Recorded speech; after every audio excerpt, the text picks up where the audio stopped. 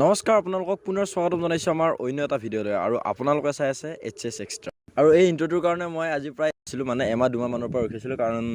বহুত দিনত ভিডিঅ' দিব পৰা নাই আৰু এনেকুৱাকৈ ইন্ট্ৰটোও দিব পৰা নাই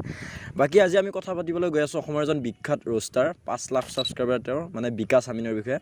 ৰিচেণ্টলি বিকাশ আমিনৰ লগত এটা বহুত বেয়া ঘটনা সংঘটিত হৈ গৈছে আপোনালোকে যদি গম পায় তেনেহ'লে ভিডিঅ'টিৰ পৰা বাহিৰলৈ যাওক আৰু যদি গম নাপায় ভিডিঅ'টি শেষলৈকে চাই থাকক গতিকে কি হৈছিল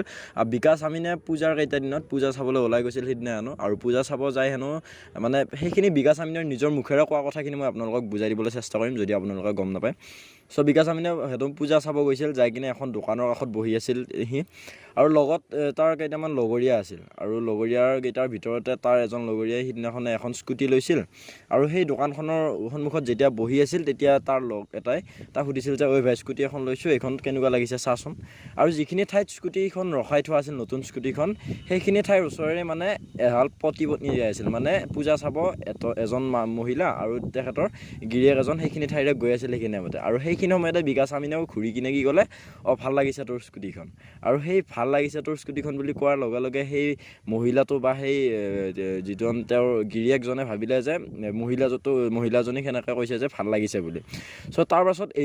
এইখিনি কথাৰ কাৰণে সেই বিকাশ আমিনৰ লগত এটা বহুত ডাঙৰ ঘটনা হৈ গ'ল মানে এই কথাষাৰ কোৱাৰ লগে লগে সেই মানুহজনে হয়তো কথাখিনি ভুলকৈ বুজি ল'লে আৰু তাৰ পাছত কি হ'ল তেখেতে ওচৰত থকা গোটেই ওচৰ চুবুৰীয়াৰ মানুহখিনিক মাতি আনিলে আৰু বিকাশ আমিনৰ বিৰোধী কৰি কিনে তেখেতে গোটেই বিকাশ আমিনৰ যিখন বাইক আছিল বাইকখন লৈ ল'লে বাইকখন তেখেতৰ ৰাখি থৈ দিলে আৰু তেখেতৰ মানে অকণমানৰ কাৰণেহে মাৰপিট নহ'ল সেইখিনি জেগাত বহুত কিবা কিবি মুখেৰে তৰ্কাতৰ্কি লাগিলে বাকী যিখিনি বিকাশৰ লগৰীয়া আছিল সেইখিনিও কিবা কিবি ক'লে মানুহজনক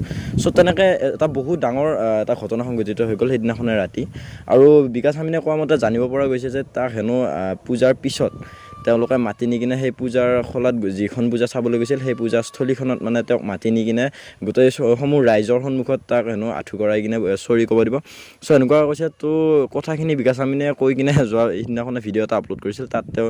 কান্দি কিনে কৈছে এনেকুৱা লাগিছে তাৰ কথাখিনি শুনি যেতিয়া সি হেনো সঁচাকৈ কিজানি স্কুটিখনকে কৈছিল তাৰমানে মানুহটোক কোৱা নাই আৰু এনেকুৱা ধৰণৰ হয়তো কৰিবও নোৱাৰে এজন ইউটিউবাৰ কাৰণ তাক যিহেতু বৰ্তমান অসমৰ 5-6 লাখ মানুহে চিনি পোৱাৰ পিছত তাৰ এটা যি নহওক তাৰ এটা আত্মসন্মান আছে বা তাৰ কিবা এটা হ'লেও আছে গতিকে সেইখিনি থকাৰ পিছত সি এনেকুৱা এটা কোনো ধৰণৰ তাৰ ব্যৱহাৰ সেনেকুৱা এটা হ'বই নোৱাৰে এজনী বেলেগ এটা মানুহৰ লগত আৰু বিকাশ আমিনৰ হয়তো বহুত দিনৰ পৰা তাৰ ভিডিঅ' চাইও আহিছোঁ বা সি এনেকুৱা ধৰণৰ নহয়ও আচলতে এনেকুৱা হ'বও নোৱাৰে গতিকে কিবা অকণমান ভুল বুজাবুজিৰ কাৰণে এই ঘটনাটো সংঘটিত হ'ল বাকী তাৰ বাইকখন হেনো নাপালে সিদিনাখনে ৰাতি তাৰপাছত ঘৰত আহি কিনে কিবা কিবি অলপ কেছটো ডাঙৰ হ'ল আৰু বৰ্তমান সি গোটেই ডিপ্ৰেশ্যনত আছে ভিডিঅ' আপলোড কৰা নাই চেনেলত বাকী আপোনাৰ কি ক'বলগীয়া আছে তাৰ ওপৰত এটা কমেণ্ট কৰি জনাই দিব ভিডিঅ'টোৰ ওপৰত আৰু বাকী মোৰ আজিৰ ভিডিঅ'ত এইটোৱে আপডেট দিব লগা আছিল বাকী যদি মোৰ চেনেলত নতুনকৈ আছে তেনেহ'লে ছাবস্ক্ৰাইব কৰি দিব বাকী লগতে লাইক এটা কৰি দিব কিয়নো আপোনালোকৰ এটা লাইকে মোক ভিডিঅ' এটা বনাবলৈ বহুত মটিভেট কৰে লগ পাম এটি নতুন ভিডিঅ'ত নতুন এটি আশাৰ সৈতে till then tata bye bye জয় অসম।